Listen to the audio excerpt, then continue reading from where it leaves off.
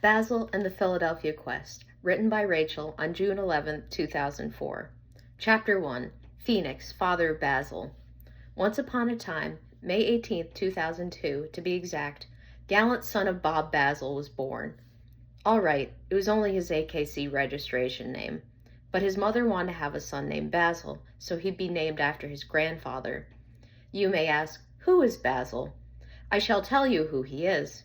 First of all, he's the hero of our tale, but there is a whole story of who Basil is and where he came from, and telling you who he is probably wouldn't make sense without a story. On a quaint street just 17 minutes outside of Philadelphia, there lives a lady named Joan Olivis. Joan's achievement in life was that she was the best breeder of toy poodles you will ever find, and she is also the proud owner of a long line of champion dog show winners. On a day about 5 years ago, she was hunched over her couch, laptop sitting on her knees. She was looking at a breeding website because she desperately needed a new young poodle stud, since Martin was starting to get old and she was retiring him. All of a sudden, at the click of a button, she found a beautiful flame-haired young pup named Phoenix. He was amazing to look at, with his tall and lean gait, his nicely groomed hair, and his confidence.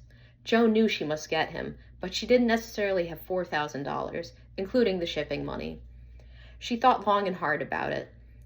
In about 15 minutes, she rushed upstairs to get something. She thudded up the stairwell, knowing that her old fur coat was worth that much. By the time she got up to her bedroom, she had second thoughts. Her mind played tug-of-war about what to do. She had two thoughts. One, she knew she would regret it if she didn't buy Phoenix, since he was almost too good to be true. And second, if she sold her precious fur coat, she wouldn't have many more personal belongings left. She then thought more and more, and she had more ideas. What if I get Phoenix, she thought, thinking of the usual puppy cons. Another puppy to potty train, a ruined couch from teething, being bitten constantly, having to get it, to not annoy her other dogs, etc. But then she had a flood of good thoughts about bringing another baby in her family of dogs. Joan thought the most about Charlotte, who would finally have a companion, and she would be able to have a litter. As soon as she thought of more ideas, her face lit up, and she walked down the stairs once again. As she came down, all the dogs she owned heard her. Though Joan was thinking all these things, a smart dog can tell what is happening. The second is Spark, the alpha dog of the poodles, called all the other Curly clan members together in a silent language known only as dog. "Come quick, everyone," Spark said in his deep tone. "Mom is getting another puppy. Everyone come together now." All the poodles assembled together in the living room. "As I was saying," Spark continued, "Mom is going to get another puppy, and you all know what that means. A bratty, biting, leaky, overconfident baby who thinks he's better than all of us. We all are as smart as a dog can get, but I have no idea how we're going to stop Mom before she makes a big mistake. Remember those two stupid puppies she got last year? They were as dumb as dirt. She even returned them after a week. Ever since, I think we all have to be cautious." All the dogs nodded their heads together in unison. As you can plainly see, in the world of dogs, they can be just as us humans are. They can think, feel, and can interact with each other. Since the dawn of time, dogs have been able to communicate with each other in a complex language of barks and body language, but it is so difficult to dialect, humans cannot understand. Even with primitive ideas of what dogs are saying, like when they show their teeth, they're angry, humans will probably never learn. We would give anything to hear what the coyotes say when they howl to the moon, or what even the neighborhood dogs say to each other when they bark to each other, almost like a chorus. Sometimes they seem so simple, when they could be saying the longest song, or a conversation on the disliking of cats. That's what the dogs in all of us' house are like, but sometimes they find themselves superior to any other dog in the world. Take this. One time, a while back, Esme, the smallest poodle, at 4 pounds, got into a fight with Apollo, a pit bull 5 times her size. She growled at him, and she tried to bite him. But Apollo got angrier, and everyone knows a pit bull can tear a tiny toy poodle to shreds. Luckily, Joan was nearby and she picked foolish Esme up and ran back home with her before the enraged Pitbull got the both of them. By the time all the dogs stopped plotting ways so their mother would not buy Phoenix, Joan had called the number where she could buy Phoenix.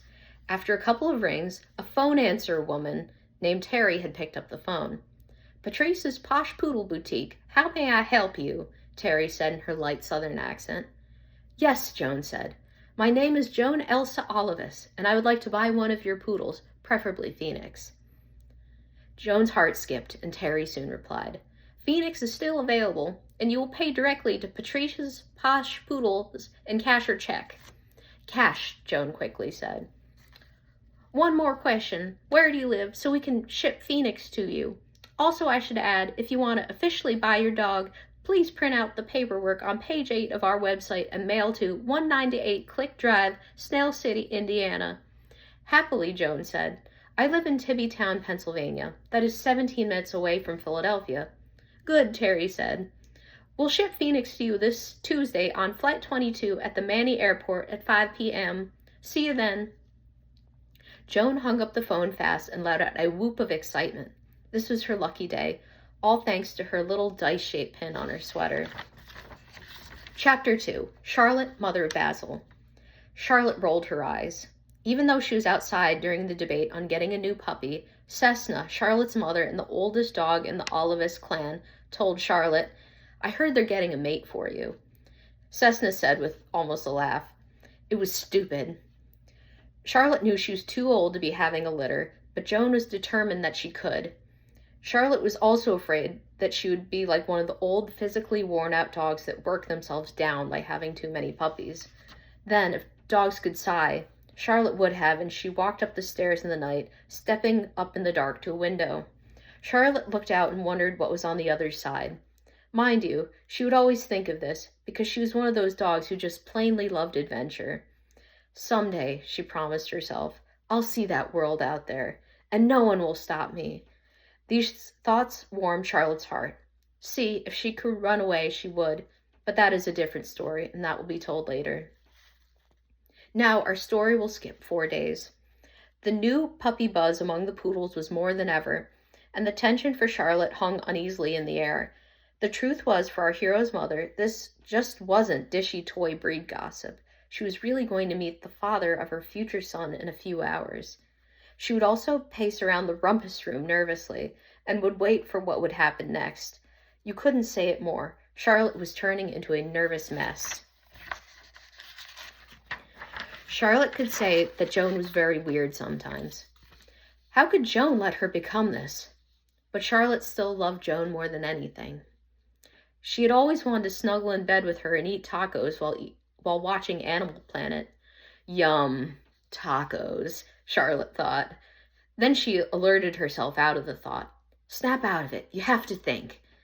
But, faster than Charlotte could think, Joan was stepping into her car, with the check for Phoenix in hand. Even though this chapter is about Charlotte, it is necessary to skip 3 hours later to see what happens next with Joan and Phoenix. About 3.5 hours later, at the airport. As Charlotte was practically biting her nails, Joan had already been driving in the car for at least a half hour. Joan was as happy as she could have ever been. In her pocketbook was the check for $4,000 to pay for Phoenix. Every time Joan saw that check, she remembered going to the pawn shop just yesterday to get the money. Her memory of the occasion flooded back. That day, she had walked in, trying to glue a happy smile on her face, trying not to look upset for selling her coat, but the pawn shop lady didn't make Joan's situation any better.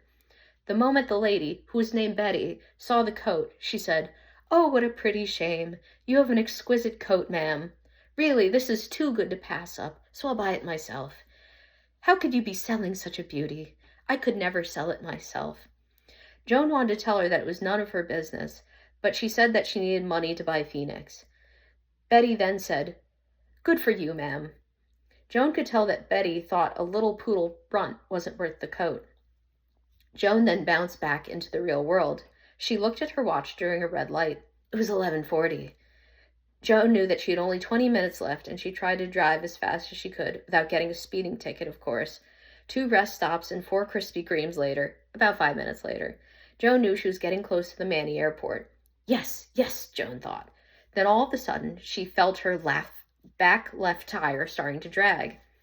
No, Joan thought. She felt like everything in the world was slowing her down and keeping her from Phoenix. That's it, Joan told herself out loud. I'm not going to wait. I'm getting Phoenix right this minute. So Joan veered slowly, tire dragging, and parked her car on the edge of the road. Then she locked the car and she did what she never thought she would do. She would run on the side of the highway until she got to the Manny airport, which is only a few minutes' walk away. Joan first started running as fast as she could to get to the airport on time. As she was running, pretty fast for a 64-year-old, it must have felt exhilarating to be running next to traffic, not waiting stationary like them. I could do this more often when I'm in traffic, she thought to herself. In just seconds, she was nearing the airport parking lot, but then she could feel her energy sap, so in short spurts, she went from exhausted walking to even more exhausted running. Finally, she chugged through the parking lot and made it through the door. What a day this has been for me, Joan said inside the airport to the man walking next to her. The man, who probably had troubles of his own, didn't answer and called some person named Jen on a cell phone. Over the loudspeaker, another man said, Flight 22 is expected to come very soon. If you're expecting someone at Flight 22's gate, make a turn at Romeo's Pizza Lounge and you'll be at the gate. That is all. Joan then followed the directions the loudspeaker man said. In several seconds, she was sitting at the gate, waiting for Laura, the woman who was going to drop off Phoenix. The classical music being played to calm the people who had the delayed flight to Canada was quickly lulling Joan to sleep. That night, Joan had not gotten much sleep since she suffers from insomnia, and as she had been running, she had quickly felt so relaxed that she could not feel her hands and feet. Her eyes were closed, and she never really wanted to open them at that point.